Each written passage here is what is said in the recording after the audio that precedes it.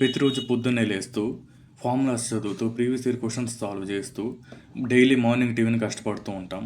దేనికోసం? కేవలం మన ఫ్యూచర్ కోసం. ఈ 2 ఇయర్స్ అయిపోయిన తర్వాత మనం ఒక మంచి బీటెక్ కాలేజీలో చేరతామని. అది ఎన్ఐటీ కావచ్చు, ఐఐటీ కావచ్చు, ఇంకే కాలేజ్ అయినా కావచ్చు. బుక్ ఆఫ్టర్ బుక్ సాల్వ్ చేస్తూ, సబ్జెక్ట్ ఆఫ్టర్ సబ్జెక్ట్ ఎలాంటి డిఫికల్ట్ క్వెషన్ అయినా సరే సాల్వ్ చేస్తూ ఉంటాం. కేవలం మన ఫ్యూచర్ కోసం. ఇలా చేస్తూ ఉండగా ఒకరోజు మనం రియలైజ్ అవుతాం బోర్డ్ ఎగ్జామ్స్ దగ్గరకు వచ్చాయని. చాలా సిలబస్ పెండింగ్లో ఉంటుంది. అసలు కొన్ని కాలేజెస్లో అయితే బోర్డ్ సిలబస్ స్టార్ట్ కూడా చేసి ఉండరు. 2 మార్క్స్, 8 మార్క్స్, 7 మార్క్స్ ఇంకా చాలా రకాల క్వశ్చన్స్ ఉంటాయి. హానెస్ట్గా చెప్పాలంటే బోర్డ్స్ అంత కష్టమేం కాదు. మీరు ఏపీ ఆర్ తెలంగాణ బోర్డ్ సిలబస్కి చెందిన వాళ్ళైతే ఫస్ట్ మీరు తెలుసుకోవాల్సింది పేపర్ ఒక బ్లూ ప్రింట్ తెలుసుకోవాలి. ఏ క్వశ్చన్ ఏ చాప్టర్ నుంచి ఎన్ని మార్క్స్కి వస్తుంది అనేది మీరు తెలుసుకోవాలి. ఈ క్వశ్చన్ అనేది జాగ్రత్తగా చూసుకొని స్టెప్ బై స్టెప్ అది ఎలా ఉందో అదే మన ఆన్సర్ షీట్లో కూడా రాస్తే సరిపోతుంది బోర్డ్ ఎగ్జామ్స్కి. చాప్టర్ వైజ్ వెయిటేజ్ గురించి ఫస్ట్ మీ టీచర్స్ని అడగండి. ఒకవేళ అది వీలు కాకపోతే మీకు bullet book or star Q books అని ఉంటాయి. వాటిలో మీరు ఇండెక్స్ పేజీని ఓపెన్ చేస్తే అక్కడ చాప్టర్ వైజ్ వెయిటేజ్ ఉంటుంది. మ్యాక్సిమం ఈ చాప్టర్ వైజ్ వెయిటేజ్ అనేది 85 to 95% మాత్రమే కరెక్ట్. ఎందుకంటే ఇయర్కి అతను 2 మార్క్స్ క్వశ్చన్ కానీ లేకపోతే ఒక 7 మార్క్స్ క్వశ్చన్లో కానీ చేంజ్ చేస్తూ ఉంటుంటారు. కాబట్టి మీరు ఫస్ట్ చేయాల్సిన పని ఏంటంటే ఇంపార్టెంట్ క్వశ్చన్స్ అన్నీ చదువుకోండి. ఏది ఎక్కువ రిపీటెడ్గా వస్తుంది, ఏ మోడ్లో ఎక్కువ బాగుంటుందని.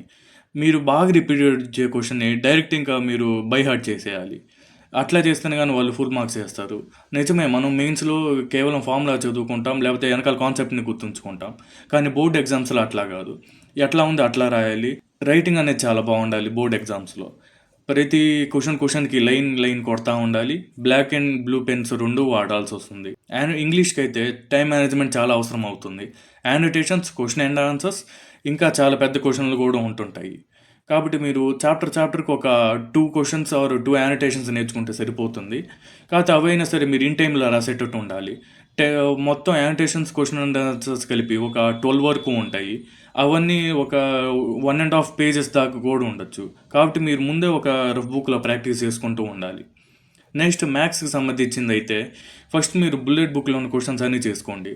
తర్వాత మీ మెటీరియల్లో చేసుకోండి. ప్రతి ప్రాబ్లమ్ని ప్రాక్టీస్ చేయాలి. ఊరికి చూసుకుంటే మాత్రం మనకి ఇప్పుడు బాగానే ఉంటుంది. కానీ ఎగ్జామ్కి వెళ్ళిన తర్వాత నాకు ఆల్రెడీ అట్లా ఎక్స్పీరియన్స్ అయింది. ఖచ్చితంగా మనం మర్చిపోతాం ఒక స్టెప్ కానీ. ఆ ఒక స్టెప్ మర్చిపోయినా సరే వాళ్ళు అక్కడ హాఫ్ మార్క్ తీస్తుంటారు. ఫిజిక్స్ కూడా అంతే. ఎస్ఏ క్వశ్చన్స్ అన్నీ చదువుకుంటూ ఉంటారు. డయాగ్రామ్స్ కూడా జాగ్రత్తగా నేర్చుకోవాలి. డయాగ్రామ్ నీట్గా లేకపోయినా సరే మార్క్స్ కట్ చేస్తుంటారు. కెమిస్ట్రీ సంగతి వచ్చేసరికి అక్కడ మోల్ కాన్సెప్ట్ క్వశ్చన్స్ కానీ ఇవన్నీ ఎక్కువ ఉంటుంటాయి. Physics, chemistry and mathematics 3 problems ఉన్న ఏదైనా సరే చాలా ప్రాక్టీస్ చేయాలి. ఎట్లా అంటే అక్కడ ఉన్నది మీరు ఇక్కడ స్టెప్స్తో సహా దింపేటట్లు ఉండాలి. దీనికే ప్యానిక్ అయితే ఇంకా ముందు చాలా పెద్ద ఎగ్జామ్స్ ఉంటాయి. వాటన్నిటి మీరు ఫేస్ చేయాల్సి వస్తుంది. కేవలం మీరు ఒక 1 వీక్ ఆర్ 10 డేస్ గ్యాప్ ఉన్నా సరే మీరు బోర్డ్ ఎగ్జామ్స్లో టాప్ చేయగలరు. నెక్స్ట్ మన క్లాస్ 12 స్టూడెంట్స్ ఎవరైనా ఉంటే మాత్రం మీకు జనవరిలోనే జేఈఈ మెయిన్స్ అయిపోతుంది కాబట్టి ఇంకా పైగా ఫిబ్రవరి 1 మంత్ కూడా ఉండదు. ఎందుకంటే అందులో మళ్ళీ ప్రాక్టికల్స్ అని వస్తారు. అఫ్కోర్స్ అవి ఎలా మేనేజ్ చేస్తారు అనుకున్న ప్రాక్టికల్స్. కాకపోతే 2-3 డేస్ ప్రాక్టికల్స్ వల్ల కూడా పోతాయి. కాబట్టి మీరు చేయాల్సిన పని ఏంటంటే మన నారాయణ చైతన్య వాళ్ళు కానీ లేకపోతే ఇంకా ఏ కాలేజ్ అయినా సరే మీకు ఒక ఫాస్ట్ ట్రాక్ బుక్ లాగా ఇస్తారు. లేకపోతే ఫాస్ట్గా ఒక షార్ట్ కట్ బుక్ అయినా ఇస్తారు. అసలు ఇవేం లేకపోతే మీరు కేవలం ఒక baby bullet or star Q book చూసుకున్నా చాలు.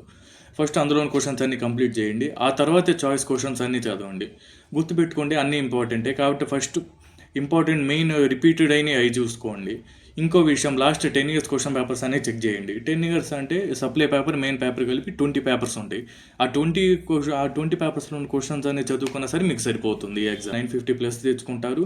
అది అసలు ఒక జేఈఈ మెయిన్స్ స్టూడెంట్ 950+ ఎబోవ్ తెచ్చుకుంటాం అనేది చాలా మంచి విషయం.